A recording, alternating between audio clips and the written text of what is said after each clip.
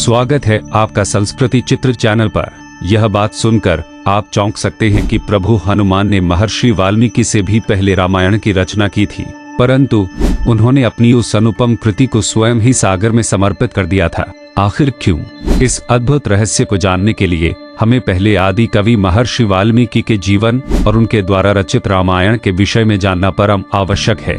तो आइए पहले महर्षि वाल्मीकि के जीवन की एक अनूठी गाथा सुने। दरअसल एक महान तपस्वी और आदि कवि महर्षि वाल्मीकि बनने से पूर्व वे रत्नाकर नामक एक दस्यु थे, जो जंगल में राहगीरों को लूटकर अपने परिवार का भरण पोषण करते थे।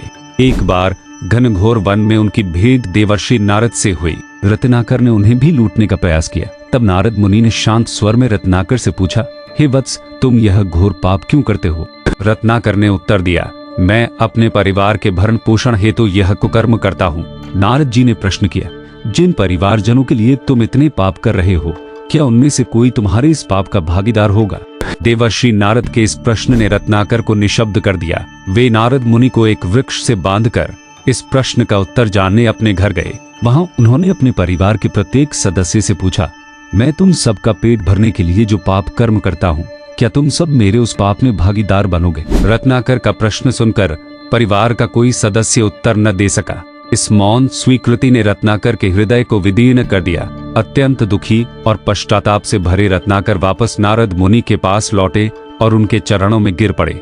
नारद मुनि ने कहा, रत्नाकर, जिनके लिए तुम इतने पाप कर रहे हो, वही तुम्हारे पापों में भागीदार नहीं बन सकते, तो भला तुम उनके लिए ये कुकर्म क्यों करते हो? इस प्रकार नारद मुनि ने रत्नाकर को सत्य का मार्ग दिखाया और राम नाम का जप करने को कहा। रत्नाकर इसके लिए तैयार तो हो गए, परंतु वे राम नाम का ठीक से उच्चारण नहीं कर पा रहे थे। तब नारद जी ने उन्हें मरा का जप करने को कहा। रत्नाकर ने वैसा ही किया और धीरे धीरे वही मरा राम राम में परिवर्तित हो गया।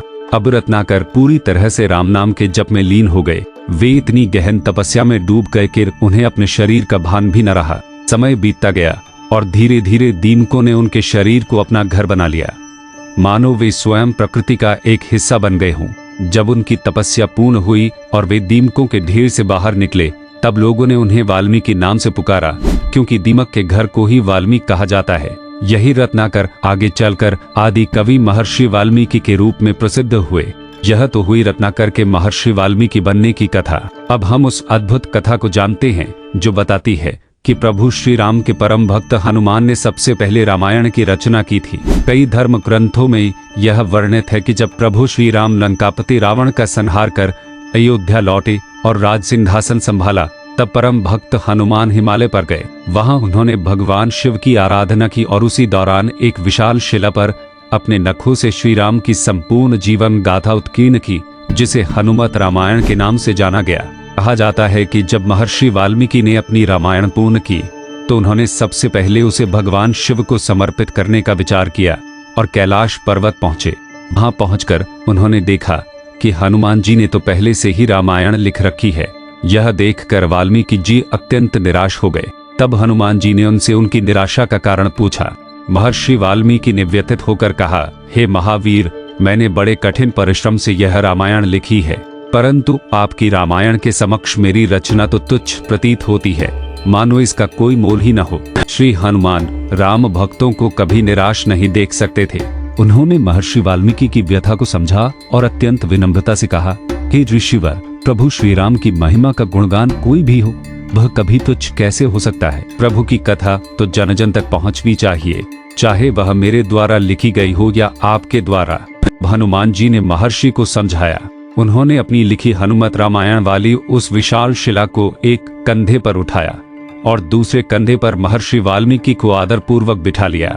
इसके बाद वे समुद्र के बीचों बीच गए। वहां उन्होंने प्रभु श्री राम को स्मरण करते हुए अपनी अनुपम राम कथा को जल में समर्पित कर दिया।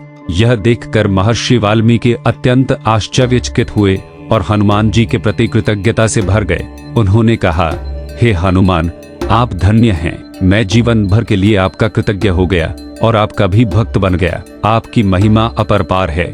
क्या आप जानते हैं कि न्याय के देवता शनिदेव पवन पुत्र हनुमान के भक्तों को कभी क्यों नहीं सताते? इसके पीछे दो बड़े पौराणिक कारण बताए जाते हैं, जिनकी वजह से हनुमान भक्तों पर शनिदेव की कृपा सदैव बनी रहती है। पहली कथा के अनुसार जब लंकापति रावण की पत्नी मंदोदरी गर्भवती थी, तब रावण ने समस्त नवग्रहों को आदेश दिया कि वे उसके पुत्र के जन्म के समय 11वें भाव में स्थित रहें। परंतु शनिदेव ने रावण की आज्ञा का उल्लंघन करते हुए 12वें भाव में ही विराजमान रहना स्वीकार किया। शनिदेव के इस व्यवहार से रावण अत्यंत क्रोधित हो उठा और उसने शनिदेव को बंदी बनाकर अपने कारावास में डाल दिया। त्रेता युग में जब हनुमान जी माता सीता की खोज में लंका पहुंचे और लंका दहन कर रहे थे, तभी उनकी दृष्टि कारागार में बंद शनिदेव पर पड़ी। उन्होंने शनिदेव को मुक्त कराया। अब शनिदेव ने कृतज्ञता व्यक्त करते हुए कहा, हे पवन पुत्र, मैं आपके इस उपकार को कभी नहीं भूलूंगा। जो भी आप मांगेंगे मैं उसे अवश्य पूर्ण करूंगा। हनुमान जी ने कहा, हे शनिदेव, यदि आप मुझे कुछ देना ही चाहते हैं तो मुझे वचन दीजिए कि कलयुग में जो भी भक्त मेरी पूजा करेगा उसे आप कभी परेशान नहीं करेंगे। शनिदेव ने वचन दिया, मैं आपके भक्तों को कभी कष्ट नहीं पहुंचाऊंगा और उन्हें अशुभ फल नहीं दूंगा। दूसरी कथा के अनुसार एक समय शनिदेव अपने असीम सामर्थ्य पर अत्यंत अहंकारी हो उठे थे।